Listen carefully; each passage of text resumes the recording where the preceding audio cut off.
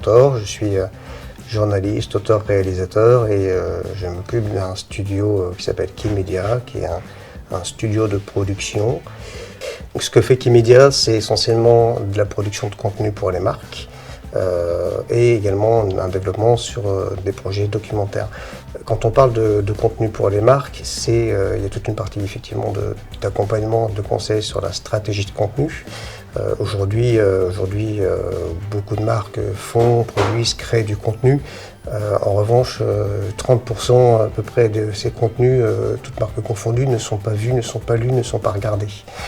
C'est quand même un chiffre assez important parce que du coup, on peut se dire que toute stratégie de contenu quasiment ne fonctionne, enfin toutes ne fonctionnent pas comme ils devraient fonctionner. Donc il y a effectivement un gros travail en amont auprès des clients pour expliquer ce qu'est une stratégie de contenu et à quoi ça sert de faire un contenu. Pourquoi est-ce qu'on fait un contenu de marque? Un contenu de marque n'est pas fait pour convaincre son client ou son collaborateur que la marque est géniale. Il est plutôt fait pour susciter une émotion. Et si on ne suscite pas cette émotion, il n'y aura pas véritablement d'adhésion de la part de l'audience, quelle que soit cette audience. Et on le voit très très bien avec les grandes marques, enfin les marques qui ont vraiment très très bien réussi leur stratégie. Je pense à Red Bull par exemple, qui a parfaitement su jouer sur le registre de l'émotion, de l'aventure, etc. pour séduire, convaincre, étendre son audience, son public, et puis à travers ça, vendre ses produits.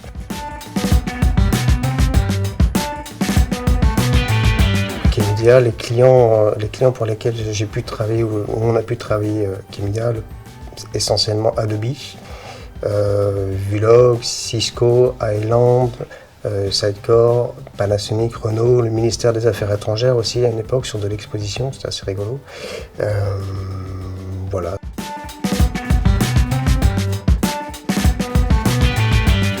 Alors, pour réaliser une bonne interview, de mon point de vue, c'est juste savoir écouter la personne à qui on parle.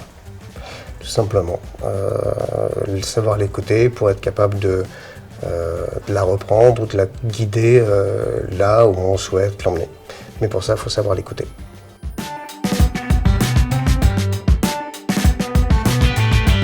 Travailler sur du contenu à destination des marques pour des clients ou travailler sur du contenu dit d'auteur, comme par exemple le documentaire, ça ne relève pas du tout des mêmes types d'approches. Dans l'un, on est vraiment dans un travail de commande extrêmement contraint. Dans l'autre, on a une vision d'auteur qu'on peut apporter et qu'on doit travailler par ailleurs. Donc les qualités pour effectivement travailler pour les clients, de mon point de vue, c'est une fois encore de savoir les écouter, de savoir dire non aussi, de pouvoir être capable de recadrer les projets. Là, je pense essentiellement à l'attendu versus l'investissement financier qu'on veut bien poser dans les projets. Et par ailleurs, de mon point de vue, d'essayer d'anticiper au mieux possible, et ça va peut-être t'amener à ta prochaine question d'ailleurs, je refais ma phrase, et par ailleurs d'essayer d'anticiper au mieux possible les évolutions, les tendances, et aussi se remettre en cause. Se remettre en cause tout le temps, apprendre tout le temps en permanence, comme si on n'avait jamais quitté l'école, des nouvelles techniques, des nouvelles choses, s'intéresser. Voilà. Je trouve que c'est vraiment la meilleure chose à faire.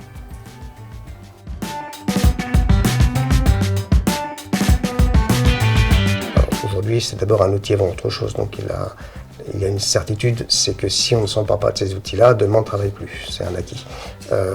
Après, est-ce que pour autant il faut en avoir peur? Moi je ne pense pas, ça dépend vraiment de la manière dont ces intelligences artificielles sont intégrées dans les outils, et comment est-ce qu'elles vont effectivement derrière impacter les différents types de production. Il y a des productions qui n'existeront plus, qui seront faites par les intelligences artificielles, et il y en a d'autres qui vont émerger, qui n'existent pas encore grâce aux intelligences artificielles, en tout cas je pense.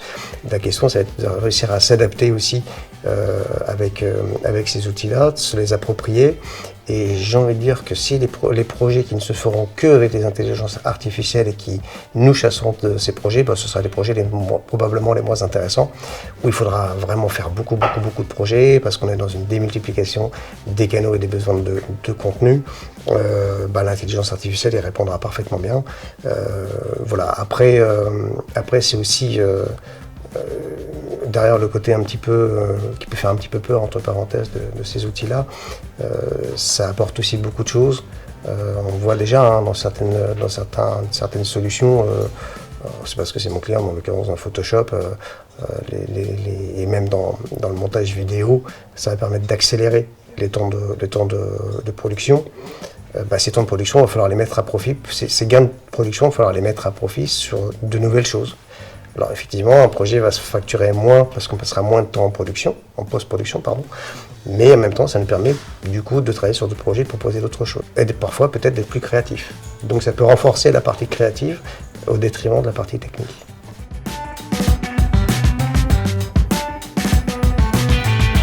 Je ne suis pas sûr que ça va vraiment enlever une part de créativité importante dans nos projets. Je pense que ça va surtout la transformer, plus que la réduire ou la supprimer. Que là encore, il y a des projets qui vont se faire à la chaîne, mais ce ne sont pas des projets forcément très créatifs, ce sont plus des projets de contenu de masse, de production de contenu de masse, pour de la publicité omnicanal, où tu sais très bien qu'aujourd'hui, pour une publicité, on doit faire des milliers de contenus, des milliers d'assets pour une seule campagne. Bon, les intelligences artificielles vont accélérer un petit peu ça et vont permettre ça. C'est pas là où il y a plus de créativité, adapter un projet pour tel canal plutôt que pour un autre. Fondamentalement, c'est pas très intéressant. En revanche, je pense que ça peut doper un petit peu aussi la créativité en ouvrant des nouvelles portes. Donc ça suppose d'acquérir de nouvelles compétences aussi.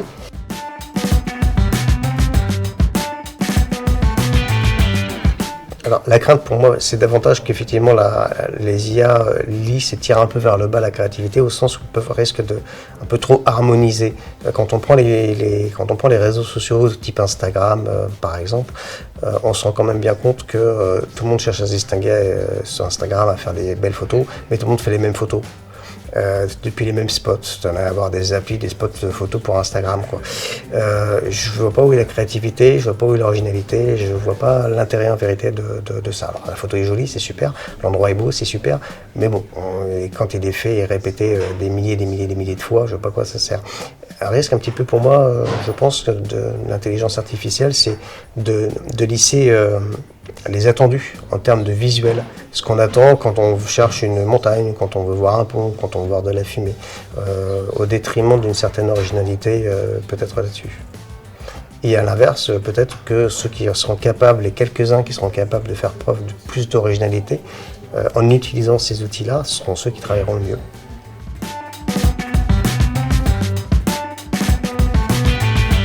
Alors moi, j'ai pas vraiment de matériel préféré, je suis quand même plutôt assez agnostique. Ce qui m'importe, c'est d'avoir le bon matériel pour le besoin, pour le type de projet qu'on a. Et c'est, à titre perso, Kimedia dispose en soi d'assez peu de matériel intégré, et je préfère effectivement le louer, par exemple chez Cosmic, à tout hasard. Je préfère effectivement le louer parce que ça permet d'évoluer dans le matériel, ça permet de choisir le matériel adéquat, ça permet de l'enrichir, ça permet de tester aussi. Dans certaines situations, dans certaines conditions. Voilà, donc je fais aussi pas mal de veille technologique. Et quand on parle de matériel, c'est pas que pour les caméras. Je fais aussi pas mal de veille technologique sur les différentes solutions et comment telle ou telle solution vidéo ou de montage ou de post-prod peut aider à accélérer d'avoir vraiment des gains de production quand on est derrière en montage ou en post-production, ou même en tournage pour anticiper les difficultés qu'on peut avoir derrière en post-prod. Voilà, c'est surtout ce sujet-là qui m'apporte, c'est d'être efficace dans les choix de matériel que l'on peut faire.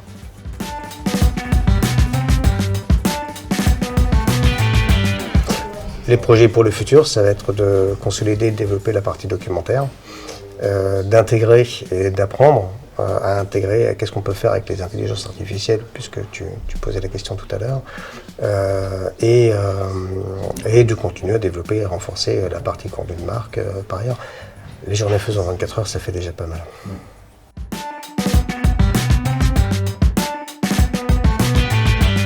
Clap de fin, Franck Kimedia. Merci.